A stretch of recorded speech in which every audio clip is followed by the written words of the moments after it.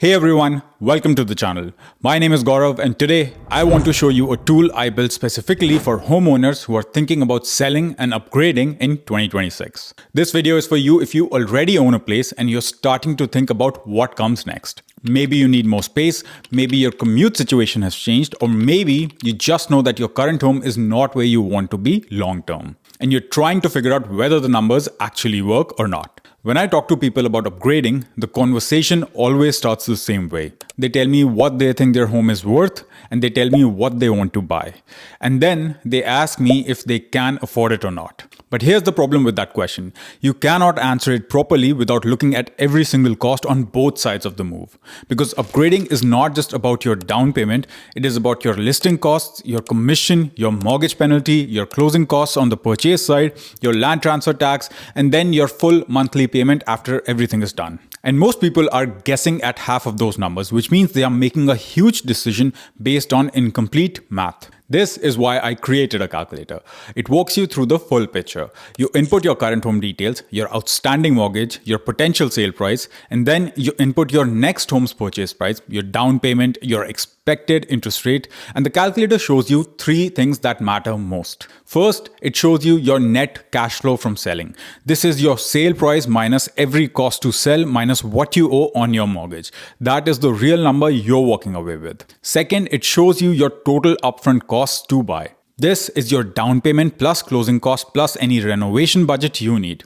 This is the cash you actually need in hand to close the deal. And third, it shows you your monthly payment after everything. Not just your mortgage payment, your full monthly cost including property taxes, insurance, utilities and maintenance. Because that is what you are actually living with every month. Once you see those three numbers clearly, the decision becomes way easier because you're not guessing anymore. You're looking at real numbers based on your actual situation. Now, I also built in a second scenario for people who are thinking about keeping their current home and leasing it out instead of selling it. This is something I get asked about all the time. People want to know if they should sell or if they should hold the property, rent it out, and let it appreciate while they move into their next place. And my honest answer is it depends on your numbers. If you can qualify while carrying both mortgages, and if the rental income covers most of your costs on the first property, then leasing and upgrading can be a very strong move. You avoid locking in a sale price in a softer market, you keep the asset, and you still get to move into the home you actually want.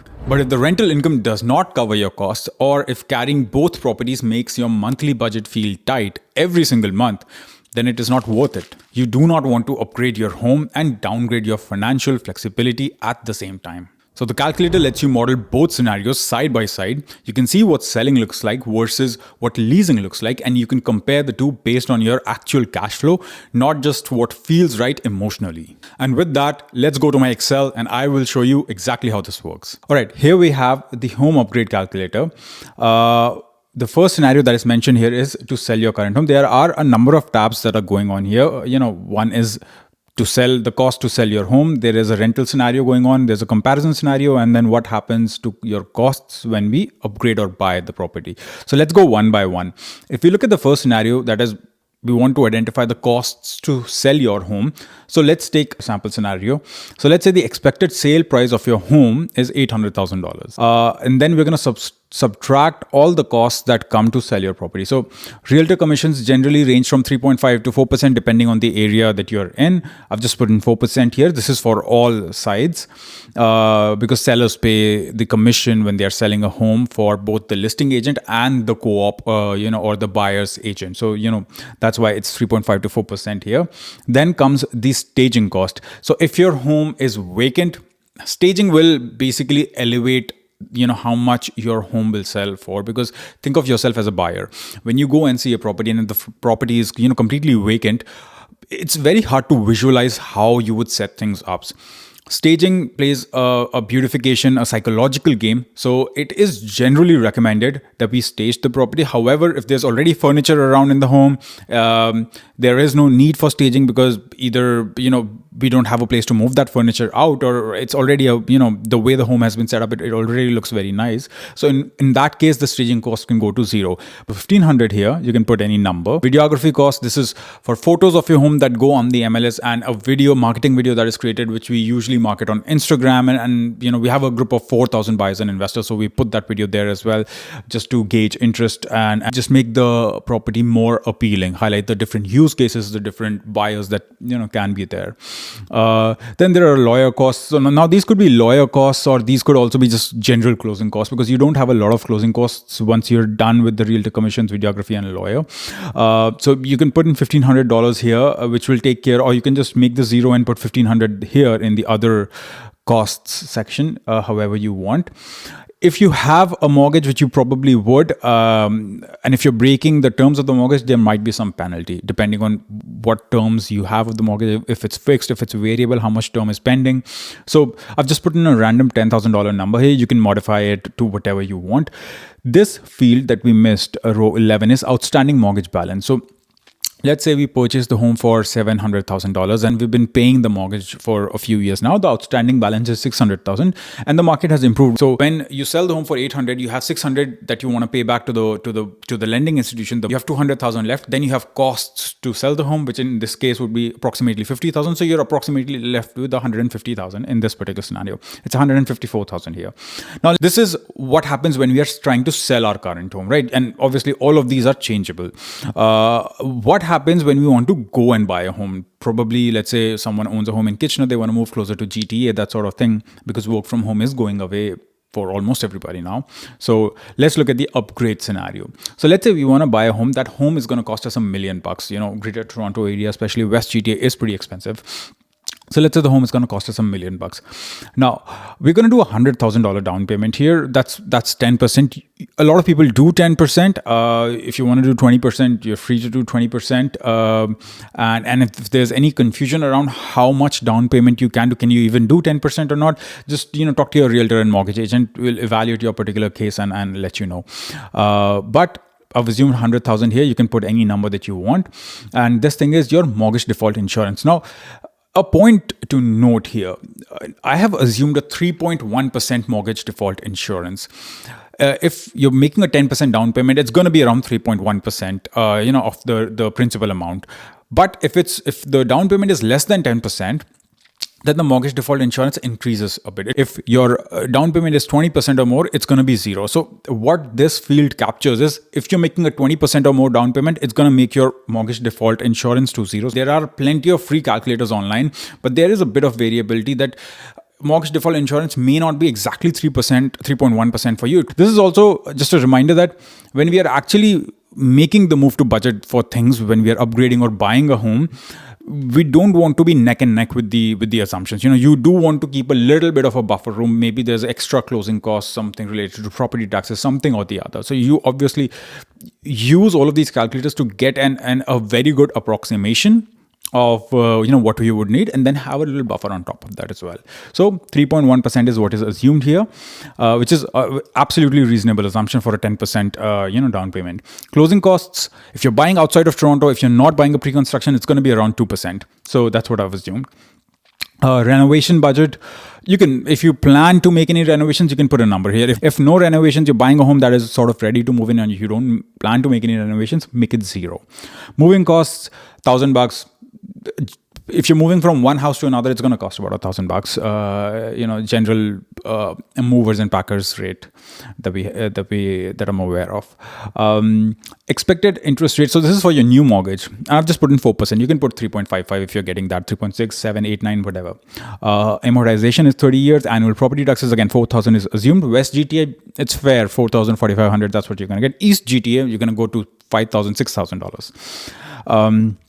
So just keep an eye, and this is available on realtor.ca or House Sigma as well, the annual property taxes for this year. So it will give you a good estimate as well. Monthly home insurance, $100, $110. That's a fair number. monthly utilities, about $400. It really depends on the size of the house. If you're buying a 3,000 square foot home, it'll be more. So, 400 is a reasonable number. So let's first talk about row 16, which is the maintenance rate. Now, this is not the actual maintenance fee that you see in condo townhouses or parcel of tied land properties, which are freeholds with, $100, $200 fee per month.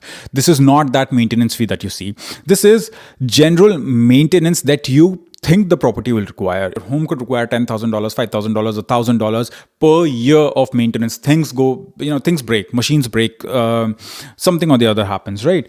So you can factor, the percentage is a percentage of the purchase price per year. So you can factor something in if you want. If you think it's going to be $10,000 or $5,000 of purchase price, you can put that in as a percentage of the purchase price, and that will be reflected in your. It will be back calculated from annual to monthly, and your monthly numbers here, as you can see, 500 to 917. This will change. I'm going to make 0%. It's not a fair assumption, to be honest. Like, things do break in a house.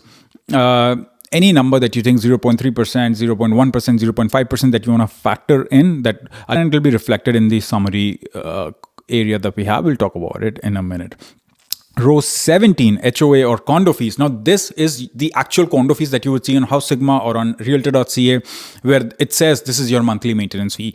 This fee is usually available for any property that is overlooked by sort of a condo corporation. So it could be a condo apartment, condo townhouse, or a POTL, like I said, which are freehold properties that do have some corporation looking at certain very minimal aspects, which is why POTL fees are a fraction of your condo fees. Condo fees could be $600, POTLs would be $100, right? Parcel of tied land, which is a different property type. So if you know there's a monthly fee, this is monthly as it says here. If it's applicable, just put something. If you're buying a pure freehold with no fee, it's going to be zero. So I've just assumed it to be zero. If you want to assume any other recurring costs, on a monthly basis, you can just put that number here. If I do, let's say $100, all right. So this 600, 500, this thing is changing. So your monthly maintenance changes. It's any recurring cost that you want to factor in to your purchase price. So let's look at the summary now. So what's the total mortgage amount? Your mortgage amount is purchase price minus down payment plus your mortgage default insurance, which is $927,900 in this case. Your total cost is 2% of the purchase price. That's 2% of $1 million. That's 20,000. So your total upfront cost to buy is 121,000. Now, obviously, we'll look at the summary in the compare sheet that we have here. But if we go back, we got 154,000 from our sale. We need 121,000 upfront. So things are lining up. We will be able to get that much cash when we sell the property. So that is a good thing. Now let's look at some monthly numbers. Monthly mortgage payment, 4,430, which is based on your 4%, 30 years and your outstanding principal amount.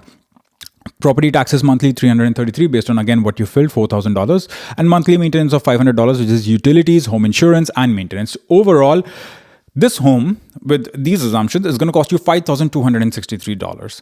So that's what we have. I will try and add another. If you're trying to upgrade, a lot of properties in the Greater Toronto area do provide the option of having a rentable basement. So I'll add another line item here so that you can just put in if you expect any rental income, if you expect to make any rental income from that property, from the basement. So your net monthly cost goes down by that rental amount. I'll add that line item here as well by the time you have this tool to download. All right. So now we've seen the sell and upgrade scenario. Let's look at the rent and upgrade. Maybe the market has gone down, right? Anybody who's purchased a property in between 2021 to 2023, and it's just not easy for a lot of people, and they cannot sell either because that's where the market is. They're going to make a loss if they sell. So a lot of people are considering renting their current home and then upgrading. So what would that look like? You want to have your expected monthly rent. You should be able to look at leased data on House Sigma. It'll tell you what your similar properties nearby have leased for in the last 30, 60, 7 days. So you can get a good sense, or talk to a realtor if you know one. Vacancy allowance. Generally, how vacancy works is if you lease the property for 24 months, you assume that in the 24-month period, there will be a 2-month period when I will not be getting any rent, right? So basically, you're assuming that 2 months out of 24, you will not get any rent from that property. That what it's doing is it's calculating the percentage that it turns out to. So 2 on 24, that's about 8%. And then striking the 3,000, reducing it by 8%. So what you end up with your effective monthly rent, adjusting for vacancy, is $2,750. So simple way to remember, right? If you expect that you're not going to get rent for 3 months in a 24-month period, just do 3 by 24. There you go, 12.5%. So it's going to adjust accordingly. Property management fees, if you're giving the property to someone else, they're collecting 100, you can do 100 by 3,000. If they're collecting 300, that's 10%. You can just do that accordingly. Let's do 100 by, whatever the rent is here. So that's 3%. So percent of collected rent, that gets factored in here itself. What is the current mortgage balance? So it was 600,000. That is what we saw. The current interest rate, 4% again, 30 years. And annual property tax, let's say it's 3,000 for your home. At the moment, monthly insurance is 150, let's say. No condo fees, utilities paid by the landlord. So usually utilities are paid by the tenant. If there's something you are paying as a landlord, you can just mention that here. Any maintenance that you need to do. If you want to factor something here, you can, or other monthly costs. What are we going to get here? So we get rent net of vacancy. That's what we talked about here. 2 months out of 24 is what we are expecting the rental vacancy to be in this scenario. A monthly mortgage payment of your current home. This is based on the assumptions mentioned here. So that's 2,864. Monthly property taxes, again mentioned here, $3,000. So total monthly expenses, this is your monthly mortgage, property taxes, utilities, insurance, condo fees, maintenance, even your property management fees. So all of those things are factoring in here. If I remove the property management fees, that you're just renting the property yourself, managing the entire thing yourself. So 0. So then this thing becomes 3,264. Unless you're an investor, this number is probably going to be 0. If it's one home, most people just manage it themselves. It's you find good tenants, it doesn't require a lot of management then. Total monthly expenses, 3,264. Net cash flow, net rental cash flow for your current home is going to be negative $500, which is okay. If you have because you are not selling your property because the market has tanked. But in this case, you still keep the asset. You're making a negative $500 cash flow factoring in the rent. So now let's compare the selling and rental scenarios. Let's look at them together. What happens? So what this comparison sheet is going to do is it's going to give you a side-by-side comparison of sell plus buy versus keeping the property and rent plus buy. So sell plus buy and lease plus buy. So let's look at that. If we are selling, we saw that the cash available for our purchase was 154,000, which was here 154,000 after selling our current home. The total upfront cost to buy is 121,000, which came from upgrade, 121,000. So we're left with some amount of cash, $33,700 in this case. Yay. Full monthly cost of your new home. Now this thing is $5,263. So this is basically the mortgage of your new home that you're going to buy. And now this thing, net rental cash flow. Now this is for your current home, which we are going to use in the second column. If your new home generates any rental income from the basement, like I said, we'll just add a line item here so that your full monthly cost is adjusted here itself. And when you get it here, it's adjusted for any rental income your basement is going to generate. For now, it just says $5,263, assuming that there's no rental income from the property. Net rental cash flow for your current home, we don't have a current home here, so it's going to be nothing because we sold the current home. So your combined monthly outflow in this case is $5,263. You have some cash left over from the sale, and that's your eventual equity in the current home, because you don't have a second home, you sold it and you made a down payment of $100,000 in your new home, so your eventual equity is $100,000. Let's look at this scenario, which is lease plus buy. Now we're not selling anything here, so cash available for purchase, we're not getting anything from selling the property. So the cash available for purchase is something we're going to have to bring up ourselves. We are not getting anything from the sale of the property. Total upfront cost to buy, it's going to be $121,000, just like we saw in the upgrade sheet. Cash remaining after closing. We don't have any cash remaining after closing because there was no closing. So basically $121,000 is something you have to bring up yourself. You have to save and get that cash. You need that cash to buy your new home because you're not selling your property. Full monthly cost to own your new home, $5,263. Again, the same. Net rental cash flow from your current home, negative $500, as we saw here, factoring in all the property taxes and everything, and the price for which you can lease the property. So your combined monthly outflow is $5,778. So $5,263 for your new home and $500 for your old home, right? But in this case, because you did not sell the current home, you have equity in that, right? If we are assuming that the home is worth $800,000 and your current outstanding mortgage is $600,000, then you have $200,000 of equity in that home. It's just that for $800,000, maybe we don't want to sell that property. So you have $200,000 in your current home, and you have $100,000, which is the down payment you made. This includes closing costs as well, but the down payment of $100,000 is also there. So your equity is $300,000 in this scenario versus $100,000 in this particular scenario. This is how you can compare selling your current property versus leasing your current property and then upgrading to a new property. And this, I hope this entire analysis and the comparable sheet helps you see the numbers for what they are and make a logical decision as to what you need to do. If you're not sure of what the comparable, leasing amount should be or what your property is actually worth, you can do a comparable analysis yourself. House Sigma has sold data. You'll have to be very logical about it in terms of what features, finishes, square footage, lot, layout, a lot of different things, right? Age of the property, a lot of different things. You have to be quite objective about it, or feel free to reach out to a professional. I do have a book a call link in the description as well if you want to talk to me, and I can help you with the objective value of what your current home might sell for. But yeah, you can do it yourself as well. This tool is available to download too. If you want access to the calculator, the link is in the description below. It is completely free to use. You just input your numbers and it does all the math for you. And if you want me to walk through your specific situation with you, I also have a book a call link in the description. We can go through your real numbers together, talk about whether selling or leasing makes more sense for you, and map out what your upgrade path looks like based on where the market is right now and where you want to go. If you found this video helpful and you want to understand the Greater Toronto Area real estate in a deeper, more practical way, then make sure you hit the subscribe button. I post research-driven content to help you make smarter financial decisions, whether you're thinking about real estate or building long-term wealth. Thanks for watching, and I will see you in the next one.